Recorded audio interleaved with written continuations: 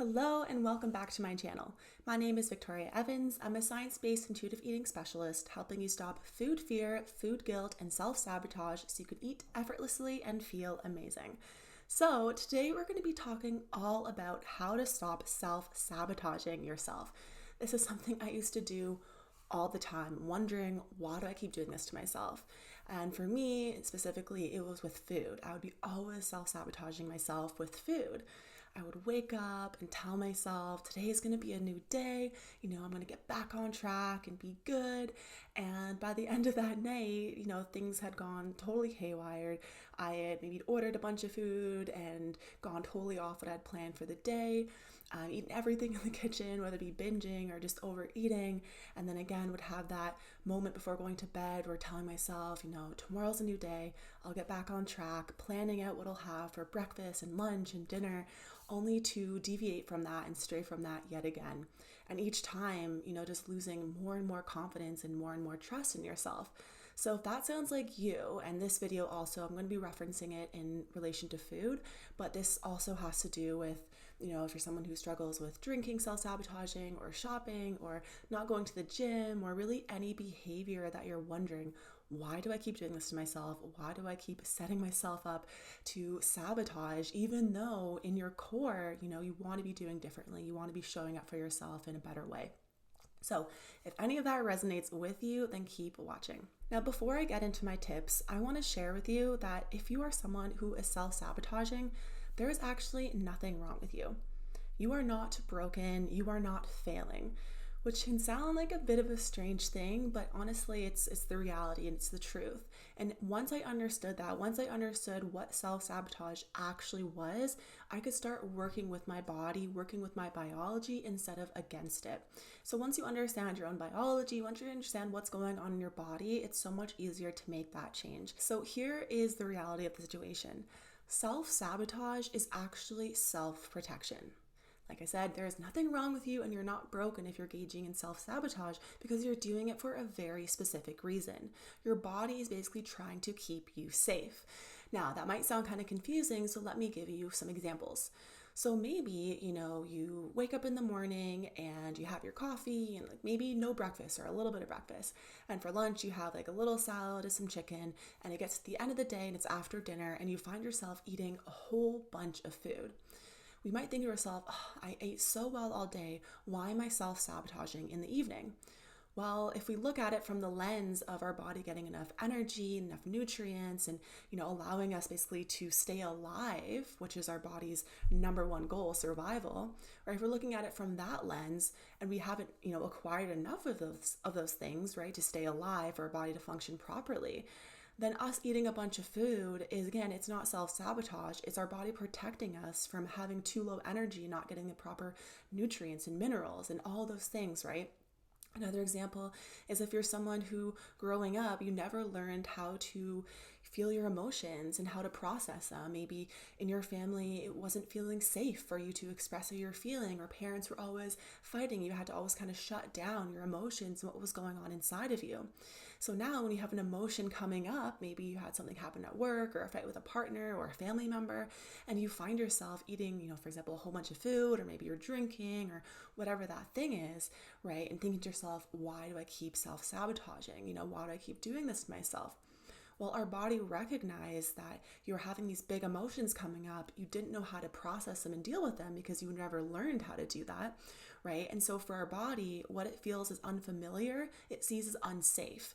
And our body doesn't like things that it perceives as unsafe because if it thinks it's unsafe, it thinks it's a possible threat to our survival. It hasn't evolved to understand that it's the 21st century and our emotions are not on the same level of threat to our survival as, a lion coming over the savannah, right? And so understanding that our body is not being an asshole to us. It's not trying to set us up for failure. There's a very specific and intentional reason why you are self-sabotaging, right? Engaging in a self-protection types of behaviors. And it's our opportunity to get curious, understand what that is. Right? If we are engaging in self-sabotage, for us, that is simply a clue. It's like a check engine light from our car telling us, hey, something is going on here. There's some kind of thing happening to us where we feel like we have to engage in this self-protection behavior in order to keep ourselves safe. So looking at it and understanding from a more objective kind of almost bird's eye view, what happened? Was there emotions coming up? Had I eaten enough that day? For example, if I haven't slept enough the night before, I know I always crave candy around like 3 p.m. the next day because I had that energy dip, and energy is calories, right? Calories is energy. And so my body's wanting some of that energy to kind of keep me up to continue on my day. So me thinking I'm self-sabotaging by eating that food is really just my body telling me, hey, we didn't get enough sleep last night. We're trying to compensate for your lack of energy. Right? So all this is getting curious and figuring out what is that unmet need. And another thing we have to consider when looking at self-sabotage is maybe there's some underlying trauma that has not been resolved or worked through that is coming up again and again. Right? So if we are in situations where we are reminded of some kind of a traumatic event, where we have a limiting belief about ourselves and, our worth or lovability or our safety as a result of those traumatic events and those situations, right? Our body is again trying to keep ourselves safe. So maybe we're numbing from that pain, we're distracting, we're trying to avoid feeling that same pain and hurt and feels and feeling of being stuck and trapped and powerless. Maybe there's some situation in our current reality that has triggered those feelings from all that time ago. And our body is like, I can't go back there. I don't want to go back there. I want to keep myself safe and protected from that.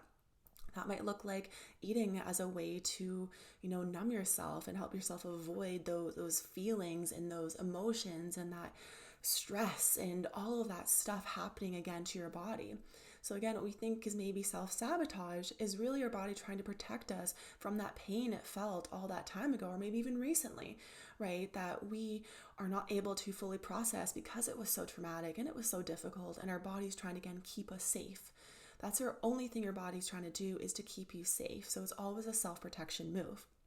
So when it comes to all these different types of variables, again, right, it really comes down to getting curious and compassionate, because your body is not trying to be an asshole to you. Like I said, you are not failing and you are not broken.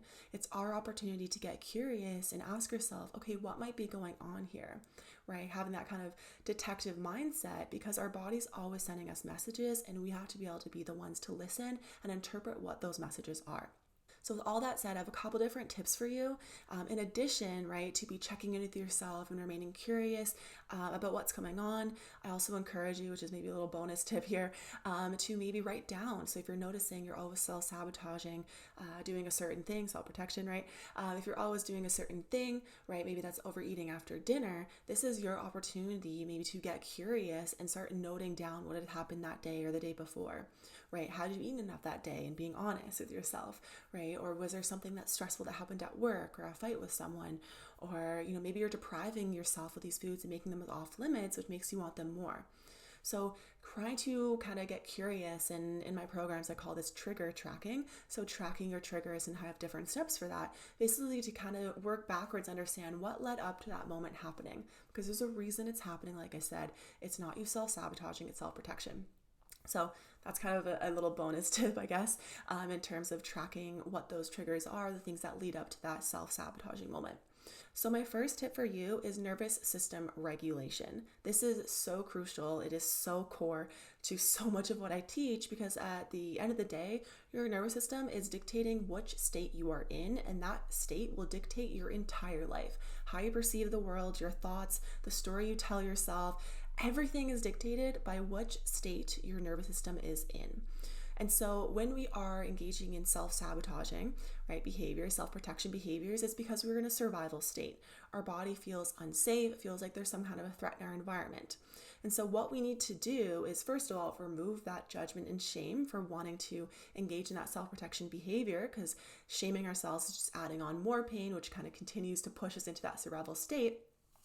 Right? So when we're feeling in that survival state, whether it be in their sympathetic fight or flight, anxious, fleeing, can't sit down, feeling like racing thoughts, maybe we're in a dorsal vagal freeze state, so we're shutting down, right? And so depending on which of those states we're in, what we want to be doing is regulating our nervous system so that our body feels safe. So for example, if you're someone who's feeling super anxious, right, you have like kind of racing thoughts going, you're feeling very agitated and irritable, and that's kind of leading to that self-sabotaging behavior, right? So maybe you're in that survival state that is fight or flight, right? So your body's feeling quite anxious and agitated. And so if in terms of a fight or flight state, basically our body wants to fight that whatever that danger is or flee that danger. But because often in our current society, in our current world, in our current reality, we're not able to fight our boss or, run away from the work project or whatever that thing is, we end up stuck in these states and we can't kind of, regulate ourselves down, regulate back into a safe state where our body feels like it's okay. So if you're feeling that kind of fight or flight state, what I invite you to do is do some breathing techniques. And this basically tells our body we are safe, basically engaging our vagus nerve to put us into a parasympathetic state, one that is ventral vagal, which basically means safe, able to be engaged, curious, compassionate, all those kind of more positive things, able to access our higher cognitive function.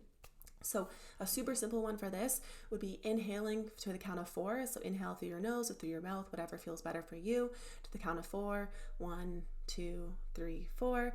And exhaling for the count of 6. So 1, 2, count up to 6. Repeating that maybe 4, 5, 6 times, whatever feels good for you. But basically, when you have a longer exhale than inhale, it puts you into a parasympathetic state, which basically means it's telling your body that you are safe and no longer in danger. So if you're engaging in self-sabotaging behaviors and it's feeling quite anxious around it, that's the technique I would suggest for you. If you're someone who is in that more of a shutdown state, you're feeling quite hopeless, like what's the point of anything, quite down, quite lethargic, then I would try doing more of a box breathing one just to kind of regulate yourself a little bit. So it'd be inhale for the count of 4, hold that breath for the count of 4, exhale for the count of 4, and hold for the count of 4. If you're noticing that you're often quite stuck in that kind of free state where, again, you're feeling quite hopeless, maybe kind of numb, you're feeling like you're kind of zoned out all the time, could be as well that you have maybe experienced some trauma. And in that case, I would always recommend that you reach out to a trauma-informed specialist, to a care specialist, to work through those things, because sometimes people can get stuck in that functional freeze state for years and years and years, wondering why they feel numb to the world and what's going on. And sometimes it's stemming from trauma. And again, our body trying to keep us safe and protect us from those feelings, but sometimes as a result ends up that we can't fully live our lives. All right, and building off that one, the next one would be looking at those unmet needs. So it can also be a useful first step to do some of those breathing techniques just to help our body feel a bit more relaxed, a bit more safe. And then from there, we can better understand and assess what might that unmet need be. Right? So maybe it's that you haven't eaten enough that day. Maybe you haven't gotten enough sleep, right? Maybe it's that you are feeling big emotions and you don't know how to process them, and it's feeling very uncertain and, returning to food as a way to try to not deal with those emotions. Maybe you had a fight with someone, you don't want to be thinking about it. Maybe you were bored and we've spent so much of our life, getting ourselves conditioned to these kind of fake dopamine hits through social media or video games or whatever that thing is, that feeling of boredom for our brain is quite uncertain, and we're seeking that next kind of hit of dopamine, that hit of feel good from doing different behaviors, or be eating, social media or games, or whatever that thing is. So asking yourself, getting curious and checking in, what might an unmet need be? And again, trying to get curious and trying to, trigger track to see what that thing might be. So like I mentioned before, if we have an event where we self-sabotage, engage in some self-protection moves, taking that time to kind of take a step back, review what happened that day, be food, sleep, interactions, work tasks, stress levels, and putting together a bit of a map. And again, in our programs, that you can book a totally free strategy call below, and we can learn more about you. But in our programs, we dig deep into this, and I have different tools and PDFs and workbooks and all that related to this as well. And then my third tip is the self-talk, which is also an unmet need in my programs, but I want to kind of break that out and have it be its own point here. Basically, I want you to understand that whatever you say becomes a blueprint, right? Our brain is incredibly smart, but there's so much happening around us at all given times, any given moment, that it's overwhelming to our brain. It has to decide what is important and relevant information, and it does that by using our reticular activating system, or RAS. Basically, what that means is our brain is going to be focusing on certain things and ignoring other things. What we tell ourselves repeated, again and again and again, that's how our brain knows that this is important and to focus on it. For example, if I'm telling myself, I'm terrible, disgusting piece of shit, I'm always failing, why can't I ever get it together? The self-talk I used to love to engage in with myself, think I was somehow motivating myself to be better, which doesn't actually happen. However, when we are engaging in talk like that, basically it becomes a self-fulfilling prophecy. My brain is starting to look for every opportunity where I can let myself down, where I do act like a person who is failing and self-sabotaging. So I'll be creating that self-fulfilling prophecy with my language. So when it comes to, the self-sabotaging, right, self-protection behaviors, being intentional with your language, that doesn't mean you have to be super fake and super false and things that you don't believe, like I'm the best person that's ever existed and I'm wonderful and amazing. And, maybe you're not there yet, but maybe we're just working towards more neutrality with our self-talk where I'm taking action steps to become the best version of myself. I'm going to show up for myself the best way that I can today. I'm proud of myself for doing what I can, right? So these small little baby steps that can maybe work up to more of a positive self-talk. But if you're always telling yourself, I hate myself, what is wrong with me, I'm broken, then you're going to engage in behaviors that reinforce that self-talk and create that self-fulfilling prophecy. So maybe take a second here, hit the pause button, and maybe note down what are different ways you can change your more negative talk to a more neutral talk, because doing so is going to create a different reality for yourself. So those are three simple but rather big in terms of what they can do for you and how deep you can go into it. But three kind of tips, three kind of tools for you to start to review when it comes to self-sabotage. But again, like I said, I invite you to book a free strategy call using the link below. I would love to hop on a call and chat with you more about this and create a plan for you so that you're no longer engaging in self-protection mechanisms, right, that self-sabotage, and can really create a life that you love. Because, I've been working with clients for the past 6 years, currently applying for my PhD. It highly relates to, self-sabotage and behaviors we're doing, as well as the nervous system regulation. And I would love to, show you kind of what's on the cutting edge of breaking free from these behaviors so that you can live a life that you love and have that freedom and flexibility in your life to do what you want to do instead of be shaming yourself and beating yourself up. So with that said, please hit the subscribe button. It really does help me when I see people are watching this and enjoying these videos. It really encourages me to make more if you find it useful. And like I said, also I invite you to book a call below if you'd like some help and support. All right, thank you so much for watching. And until next week, I hope you have an amazing rest of your day.